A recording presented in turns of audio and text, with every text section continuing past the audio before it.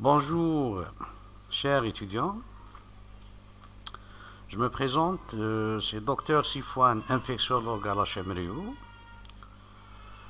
Donc, le cours d'aujourd'hui porte sur les leishmanioses. Il faut savoir que la leishmaniose est une parasitose largement répandue à la surface du globe. Et selon des estimations mondiales, plus de 370 millions de personnes sont exposées au risque de la piqûre du phlébotome. Il faut savoir aussi que la leishmaniose est considérée comme la deuxième cause de mortalité d'origine parasitaire après le paludisme. Et en Algérie, elle est considérée comme la parasitose à transmission vectorielle la plus fréquente. D'abord, avant de commencer, je vais vous présenter le plan du cours. Donc, on va commencer par des généralités. On va parler de l'agent causal, de l'épidémiologie. Ensuite, on va parler de la démarche diagnostique pour le diagnostic positif et différentiel. Et enfin, on va parler du traitement avec ces deux volets, curatif et préventif. Les objectifs de cette présentation, donc l'étudiant en médecine doit connaître, diagnostiquer une leishmaniose, argumenter l'attitude thérapeutique et planifier le suivi du patient, et enfin connaître les mesures préventives contre la maladie. On va commencer par des généralités. Donc, la leishmaniose est une parasitose anthropozoonotique due à un protozoaire flagellé du genre Leishmania, transmis par la piqûre infectante d'un phlébotome femelle. C'est une maladie à déclaration obligatoire qui pose un problème de santé publique par sa fréquence, par la gravité de ses complications qui peuvent être mortelles et de ses séquelles défigurantes. Elle pose un problème de santé publique par la surcharge des services médicaux lors des pics épidémiques et par le coût de la prise en charge médicale et préventive qui nécessite des investissements considérables sur le plan humain et financier. Sur le plan clinique, la leishmaniose est une maladie à évolution habituellement lente qui peut revêtir plusieurs aspects. Donc on distingue trois formes cliniques. Premièrement, on a la leishmaniose viscérale qui est la forme la plus grave et la plus mortelle. On a la leishmaniose cutanée qui est la forme la plus fréquente. Et enfin, on a la leishmaniose cutaneo-muqueuse. La thérapeutique des leishmanioses est dominée depuis le début du siècle par les dérivés stibiers, qui demeurent encore de nos jours les médicaments de première intention. Mais le meilleur traitement repose essentiellement sur la prévention. On va parler maintenant de l'agent causal. Il s'agit d'un protozoaire flagellé qui appartient à la famille des Trypanosomatidae et de l'ordre des Kinetoplastidae. Il existe au cours de leur cycle deux stades évolutifs distincts. Donc on a la forme amastygote chez l'hôte vertébré et la forme promastygote chez le phlébotome. Sur le plan épidémiologique, donc c'est une parasitose signalée dans plus de 88 pays répartis en 5 foyers. Donc on a le foyer chinois, indien, africain, méditerranéen et le foyer du centre et sud-américain, avec une incidence annuelle estimée entre 700 000 et 1 million nouveaux cas pour la leishmaniose cutanée et 50 000 à 90 000 nouveaux cas par an pour la leishmaniose viscérale et un taux de létalité qui est estimé entre 20 000 et 30 000 décès par année. Le réservoir, donc, des mammifères domestiques ou sauvages représente le réservoir des leishmanioses zoonotiques, alors que l'homme représente le seul réservoir de la leishmaniose anthroponotique. Pour le vecteur, donc c'est un phlébotome femelle hématophage. Il s'agit d'un moucheron piqueur de petite taille, à activité crépusculaire et nocturne, présent toute l'année en zone intertropicale et apparaît seulement l'été en région tempérée. La transmission vectorielle est le mode de contamination principal découvert en 1921 par l'équipe de l'Institut Pasteur d'Alger au foyer historique à Biskra. On va parler maintenant de la leishmaniose algérienne. La L major est responsable de la quasi-totalité des leishmanioses cutanées zoonotiques et elle est fréquente aux étages arides et subarides avec une nette extension vers le nord ces dernières années. Le réservoir est représenté par les rongeurs. Alors que la L infantane, elle est fréquente aux étages humides et subhumides du pays et elle est responsable des leishmanioses viscérales. Et elle peut être responsable parfois de la leishmaniose du nord. Le réservoir est représenté par le chien. On va parler de quelques facteurs affectant la transmission qui peuvent augmenter le nombre de phlébotomes ainsi que leur accès à l'homme.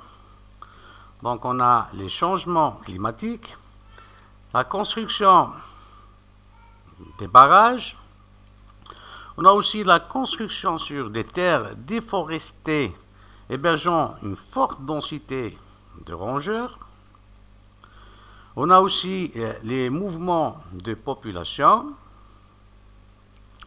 et on a aussi les conditions socio-économiques défavorables, c'est-à-dire la pauvreté, la promiscuité et les mauvaises conditions de logement sanitaire.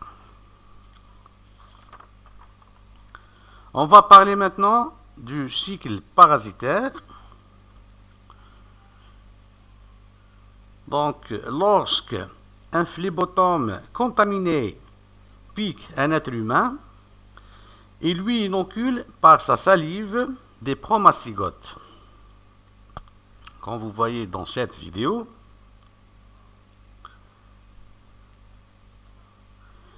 ces derniers sont phagocytés par les macrophages où ils vont se transformer en amastygotes, puis se multiplient dans les cellules infectées et atteignent les différents tissus selon l'espèce leishmanienne qui est impliquée. Et à l'occasion d'un autre repas sanguin, le phlébotome va ingérer des macrophages contaminés par des parasites sous forme d'amastygotes. Ces derniers se différencient en promastygotes au niveau du tube digestif du phlébotome qui se multiplient et migrent aux glandes salivaires du phlébotome pour les inoculer à une autre personne saine. Et le cycle parasitaire peut ainsi répéter indéfiniment. On va passer à la démarche diagnostique. Donc, pour le diagnostic positif, donc, il repose essentiellement sur trois types d'arguments. Donc, il est orienté par des éléments d'orientation anamnestique, clinique et biologique, et confirmé par la mise en évidence du parasite responsable. Donc, on va commencer par la première forme de leishmaniose. Donc, on va commencer par la leishmaniose viscérale anthroponotique. Donc, l'agent causal, c'est la L. donovani. Le réservoir est l'homme. Elle est fréquente chez l'enfant âgé entre 1 et 4 ans. Le médecin doit rechercher notion de piqûre d'insectes, notion de séjour en zone d'endémie de leishmaniose. Cliniquement, et après une incubation silencieuse qui dure quelques semaines à quelques mois, voire même plusieurs années, on a un début qui est insidieux et progressif, suivi par la phase d'état. Donc la phase d'état, elle associe une triade classique. Donc elle associe une fièvre, une pâleur cutanéo-muqueuse et une splénomégalie. Donc c'est une fièvre intermittente et irrégulière, donc appelée fièvre folle. On a la pâleur, signe d'anémie dont la teinte cireuse attire l'œil. Et on a la splénomégalie, qui est un signe précoce et fréquent dans 80% des cas. Elle est dure, lisse et indolore et peut devenir énorme, atteignant l'hypocondre droit.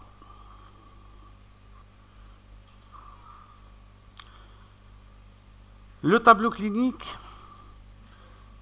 peut associer d'autres signes cliniques, à savoir une hépatomégalie, des adénopathies périphériques, des signes cutanés à type de pigmentation bistre plus marquée en zone découverte, des lésions maculopapuleuses hypo- ou hyperpigmentées et des nodules dermiques.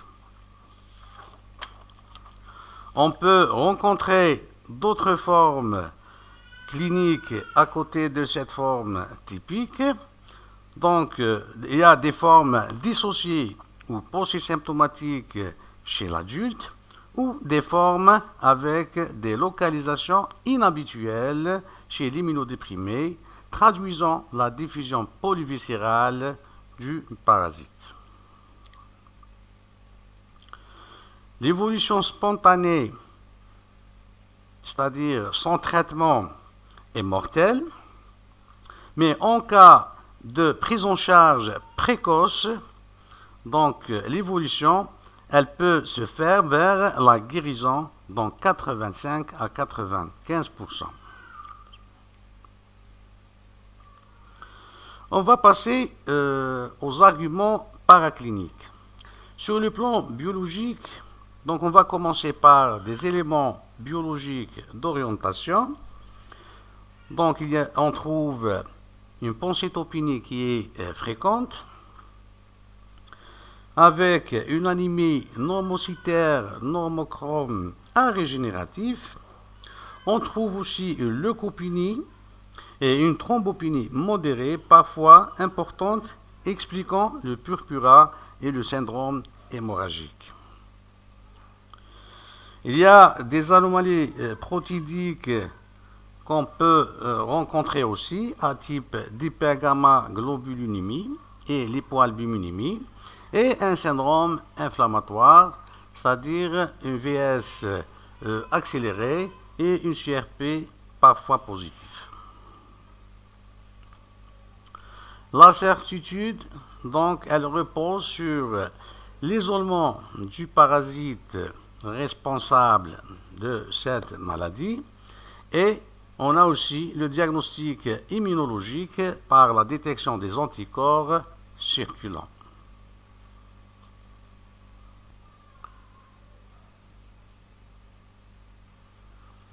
Pour le diagnostic parasitologique, donc un frotté de la moelle osseuse réalisé après une ponction pratiquée au sternum ou à la crête iliaque, pour rechercher des corps de Leishman dans les cellules du système réticulo-osseocytaire, pour un examen direct complété par la culture, et il est positif dans 54 à 86% des cas.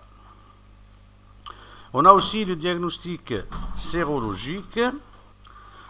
Pour le diagnostic immunologique ou sérologique, il consiste à détecter les anticorps circulants. Donc on a le test de l'immunofluorescence indirecte qui est sensible et spécifique. Et on a aussi le test d'ELISA qui est positif dans 90% des cas.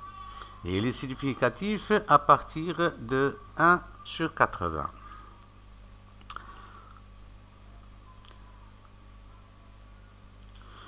Pour résumer, donc, la leishmaniose viscérale est suspectée chez un malade qui séjourne ou qui a séjourné en zone d'endémie de leishmaniose et qui présente la triade classique, c'est-à-dire une splénomégalie fébrile avec une pâleur cutaneo-muqueuse, associée à une pancytopénie et un bilan inflammatoire perturbé, avec notion de résistance aux antibiotiques, est une leishmaniose très probable qu'on doit la confirmer par un examen parasitologique ou bien un examen sérologique.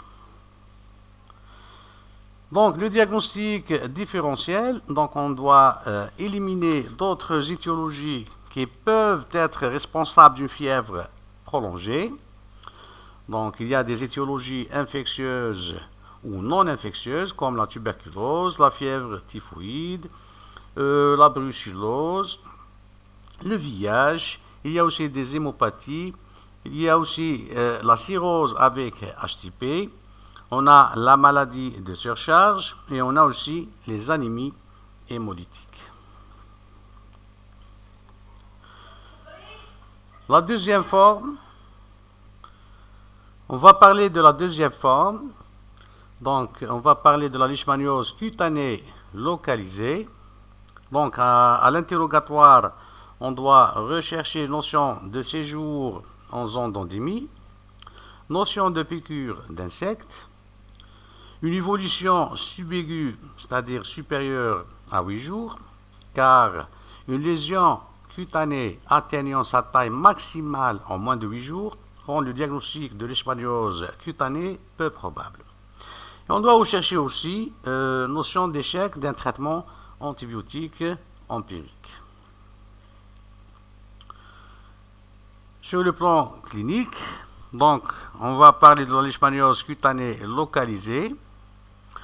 Donc on a l'apparition d'un nombre variable de lésions cutanées selon le nombre de piqûres du phlébotome qui est indolore, arrondi ou ovale, en général à limite nette, typiquement sur des parties découvertes du corps, donnant initialement une papule rouge carmin au site d'inoculation qui s'étend en surface et s'infiltre en profondeur sur plusieurs semaines, puis elle s'ulcère en son centre et se couvre d'une croûte, pour donner l'aspect typique d'une lésion ulcéro-croûteuse entourée d'un bourrelet rouge. Ces lésions peuvent être nodulaires pures ou nodulaires croûteuses. Elles peuvent être papuleuses ou croûteuses végétantes ou en plaques croûteuses sèches. Elles peuvent être des lésions ulcérées, nodulopapuleuses ou érythémato-squameuses, lupoïdes ou pseudo-impétigineuses. La surinfection peut rendre l'ulcération purulente. Elle se marque par un érythème périlésionnel, œdémateux et surtout douloureux. Donc l'évolution spontanée, donc si on les laisse sans traitement, les lésions guérissent lentement au fil des mois ou des années, laissant une cicatrice déprimée. C'est des cicatrices indélébiles.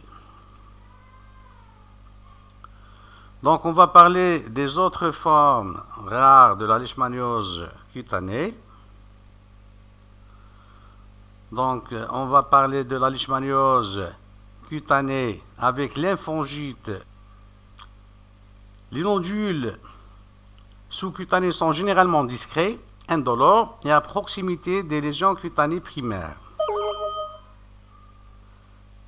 Lorsqu'il y en a plusieurs, ils montrent souvent une configuration linéaire. Une autre forme, donc on a la leishmaniose cutanée récidivante ou leishmaniose lupoïde ou tuberculoïde. Elle est presque exclusivement associée à l'infection par la L. tropica. Des lésions papuleuses peuvent apparaître plusieurs mois ou années après la guérison clinique, dans ou autour de la cicatrice de la lésion guérie. On va parler aussi de la leishmaniose cutanée disséminée. Donc, c'est une forme rare. Elle se voit chez l'immunodéprimé. La lésion élémentaire est un nodule non ulcéré. Les nodules sont au début de petite taille, isolés, très nombreux et disséminés sur l'ensemble du corps. Les nodules augmentent de taille, deviennent confluents et forment de larges plaques infiltrées. Elles donnent l'aspect d'un lépremateux avec un aspect léonin typique du visage. Cette forme de leishmaniose est rebelle au traitement classique et elle évolue vers l'aggravation par poussées successives entrecoupées de phases de rémission. On va parler de la troisième forme des leishmanioses. Donc, on a parlé de la leishmaniose viscérale. Deuxièmement, la leishmaniose cutanée localisée. Et on va parler maintenant de la leishmaniose cutanéo-muqueuse. Donc, elle est due à la L. brasiliensis. Elle survient quelques semaines à plusieurs années après l'atteinte cutanée. Donc la localisation initiale nasale est quasi constante. Elle est typiquement septale antérieure, infiltrée, souvent ulcérée, d'aspect granuleux, mais l'atteinte peut s'étendre à l'os, la muqueuse buccale, le larynx et la lèvre supérieure.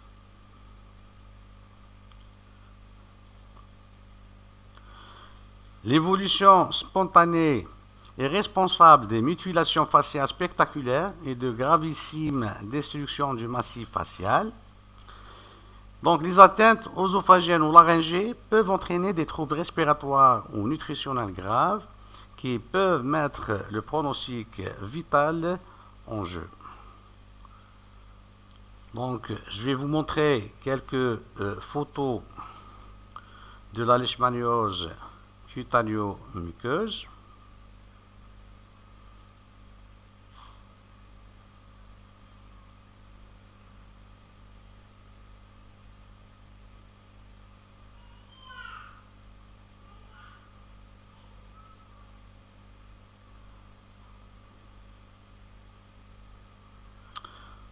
Sur le plan paraclinique pour la leishmaniose cutanée, donc le diagnostic direct permet la mise en évidence des formes amastigotes sur un prélèvement du frotté de la bordure inflammatoire du lésion. On doit choisir des lésions les plus récentes et non surinfectées afin d'augmenter les chances pour isoler le parasite. Et en cas de surinfection, donc on doit traiter d'abord la surinfection par une antibiothérapie et puis on demande un frottis cutané. Le diagnostic différentiel de la leishmaniose cutanée, donc il se fait surtout avec les infections cutanées bactériennes à coccigramme positif. Pour résumer, donc au total, donc un malade qui séjourne ou qui a séjourné en zone d'endémie de leishmaniose, qui présente des nodules ulcéro-croûteux indolores sur les zones découvertes et qui résiste aux antibiotiques, est une leishmaniose cutanée très probable. Donc, la confirmation est par la mise en évidence du parasite responsable de la maladie. On va passer maintenant au chapitre de traitement. Pour le volet curatif, l'OMS recommande d'utiliser des médicaments dérivés de l'antimonier par voie générale ou intralésionnelle. Donc on a le glucontime ou l'antimoniate de méglumine. Donc la posologie de la voie générale est de 20 mg par kilo par jour, à dose progressive sur 4 jours. Et pour les infiltrations, la dose est de 2 à 5 ml 2 fois par semaine pour une durée totale de 4 à 5 semaines.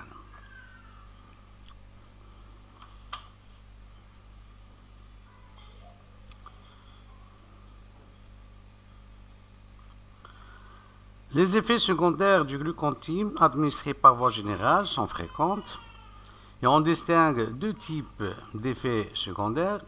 Donc on a les signes de stibio-intolérance se voient dès les premières injections et régressent à l'arrêt de celles-ci. Ils sont de type anaphylactique et on a aussi les signes de stibio-intoxication qui surviennent en fin de cure et traduisant un surdosage.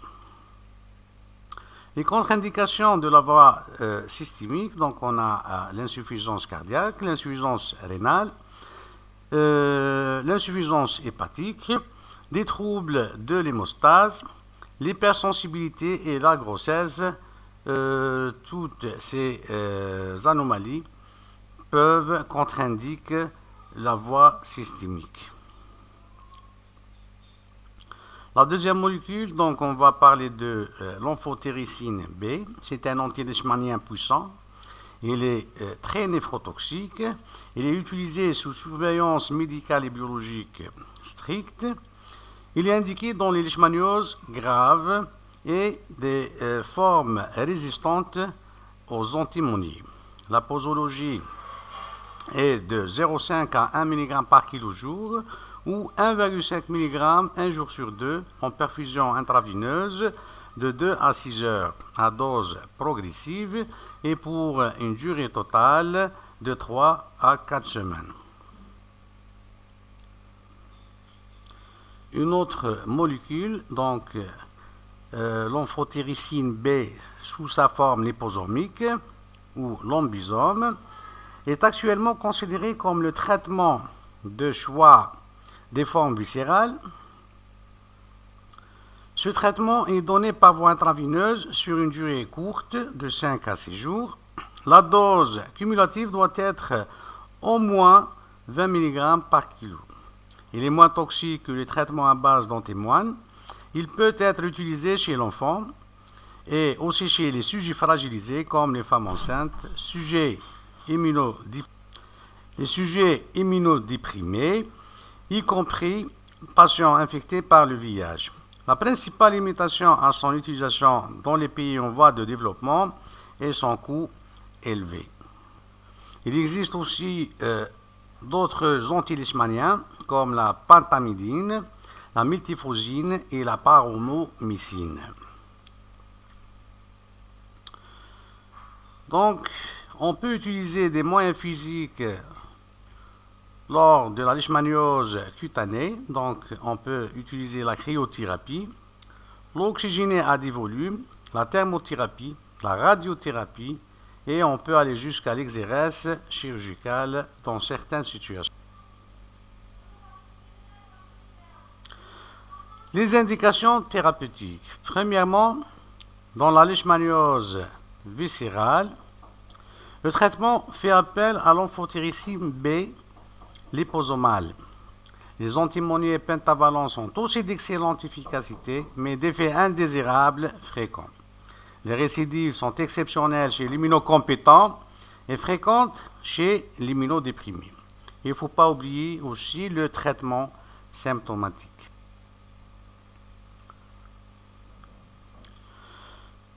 Pour la leishmaniose cutanée, donc schématiquement, il y a 3 attitudes qui peuvent être envisagées. Donc la première situation, il y a certaines formes bénignes et d'évolution rapide. Donc l'abstention thérapeutique peut occasionnellement se justifier dans ces situations. Il est recommandé de nettoyer les lésions et de mettre un pansement sur la lésion sans traitement. On peut utiliser aussi de l'eau oxygénée à 10 volumes en application locale quotidienne de 2 minutes pendant 20 à 30 jours. Deuxième situation, c'est des cas avec 1 à 3 lésions cutanées dont la taille est inférieure à 4 cm qui ne sont pas potentiellement défigurantes ou handicapantes. C'est l'indication des infiltrations périlésionnelles d'antimonier pentavalent à 1 cm des bords aux 4 points cardinaux 2 fois par semaine pendant 4 à 5 semaines, associés ou non à la cryothérapie. On peut utiliser aussi de l'eau oxygénée à 10 volumes en application locale quotidienne de 2 minutes pendant 20 à 30 jours aussi. Troisième situation, c'est l'indication de la voie générale. Donc, le bilan pré-thérapeutique est obligatoire. Donc, il nécessite une surveillance clinique et biologique très stricte. Donc, cette voie est indiquée dans les lésions siégeant au visage, en périarticulaire et en périorificiel. Elle est indiquée aussi en cas de leishmaniose cutanée avec plus de 3 lésions ou en cas de lésions de grande taille supérieure à 4 cm. Elle est indiquée aussi dans les formes récidivantes, dans les formes à diffusion lymphangitique et chez les sujets immunisés.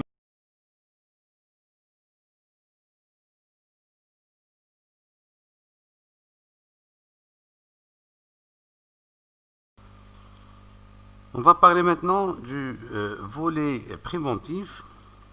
Le deuxième volet du chapitre traitement, c'est la prévention. Donc voilà, la prévention, elle repose essentiellement sur la lutte contre le réservoir et la lutte contre le vecteur par de larges campagnes de désinsectisation à activité rémanente, par l'utilisation de moustiquaires, par l'application de produits répulsifs, drainage des eaux stagnantes et amélioration et renforcement des mesures d'hygiène individuelles et collectives.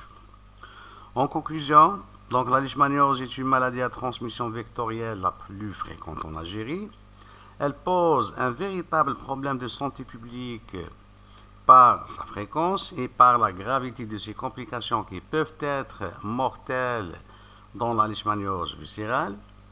Le diagnostic est facile pour les formes typiques. Il est orienté par des éléments anamnéstiques, cliniques et biologiques et confirmé par la mise en évidence du parasite responsable. La thérapeutique des leishmanioses est dominée depuis le début du siècle par les dérivés stiviers qui demeurent encore de nos jours les médicaments de première intention. Le meilleur traitement repose essentiellement sur la prévention qui nécessite un investissement considérable des ressources financières et humaines afin de lutter contre la maladie et de ses complications graves. Donc on a terminé avec le cours des leishmanioses. Donc on va faire une évaluation par des cas cliniques.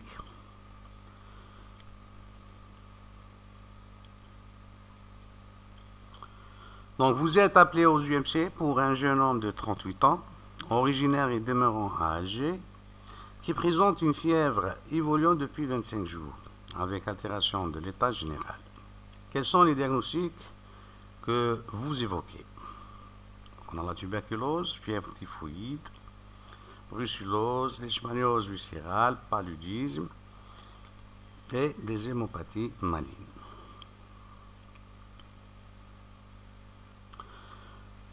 Il n'y a pas d'antécédent pathologique chez ce patient en interrogatoire, pas de cas similaires, pas de notion de séjour en zone d'endémie palustre, ni de notion de consommation de produits liquides non pasteurisés.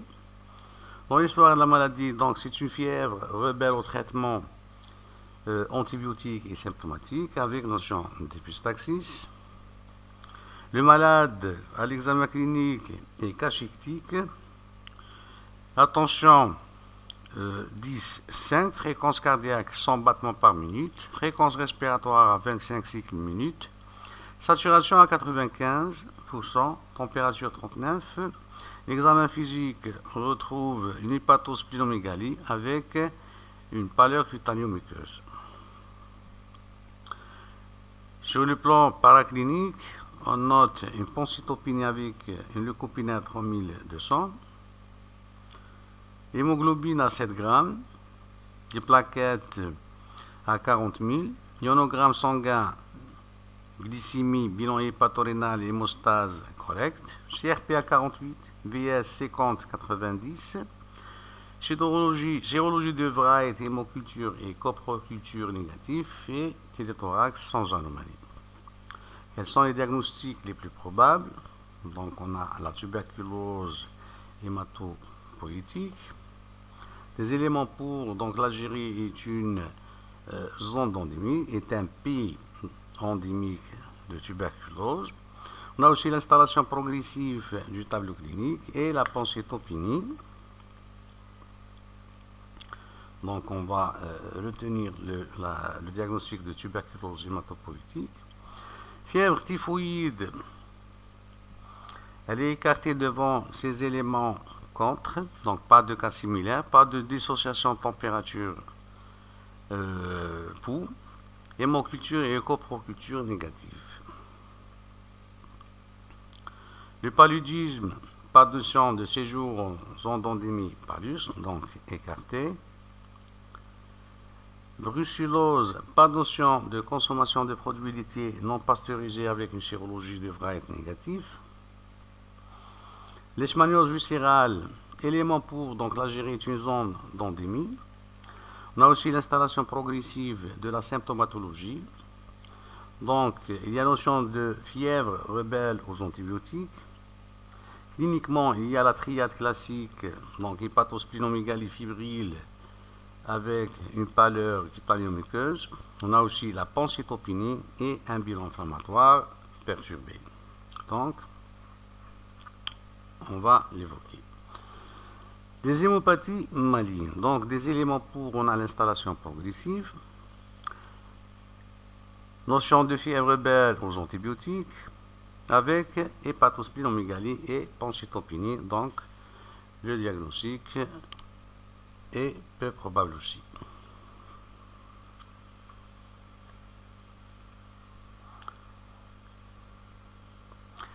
Quels sont les examens paracliniques nécessaires au diagnostic? Donc, les examens demandés, donc on va demander un frottis de moelle osseuse pour un examen direct, culture et étude anatomopathologique, sérologie leishmanienne, culture PCA-BK, IDRT et sérologie VIH.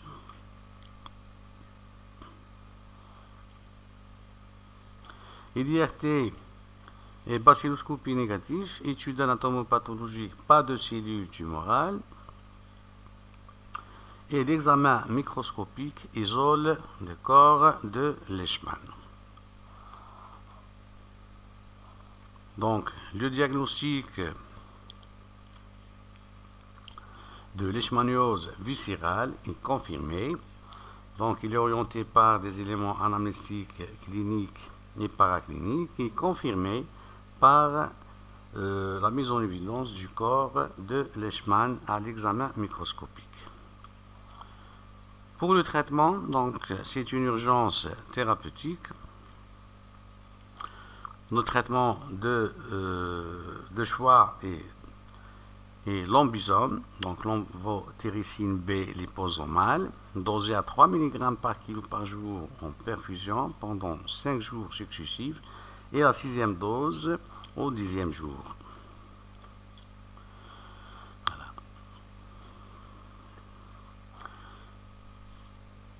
Deuxième cas clinique. Donc, on est devant une leishmaniose cutanéo-muqueuse surinfectée. Quel type de traitement proposez-vous? Donc, le traitement par voie générale est indiqué car c'est une atteinte cutanéo-muqueuse. Bien sûr, associée à une antibiothérapie et soins locaux car il y a des signes de surinfection. Là, on est devant une leishmaniose cutanée localisée au niveau de la cheville.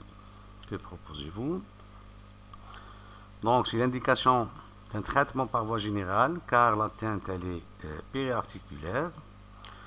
Bien sûr, sans oublier le traitement de la surinfection et les soins locaux. aussi. Voilà une lésion unique au niveau de la cuisse. Donc là, c'est l'indication d'un traitement local avec des soins locaux. Là, on est une lésion unique au niveau de la jambe de 5 cm de diamètre. Donc, c'est l'indication de la voie générale, car la lésion est supérieure à 4 cm. Et sans oublier d'associer une antibiothérapie et les soins locaux pour la surinfection. Voilà, c'est une forme visitante de leishmaniose de la face. Donc, c'est l'indication d'un traitement par voie générale, associé à une antibiothérapie et soins locaux. Là, c'est une leishmaniose cutanée multiple. Donc, c'est l'indication de la voie générale, car il y a plus de 3 lésions. Là, on est devant la forme de leishmaniose cutanée avec lymphangite nodulaire, mais là aussi, c'est l'indication de la voie générale, car c'est une diffusion lymphangitique. Voilà, on a terminé avec le cours et les cas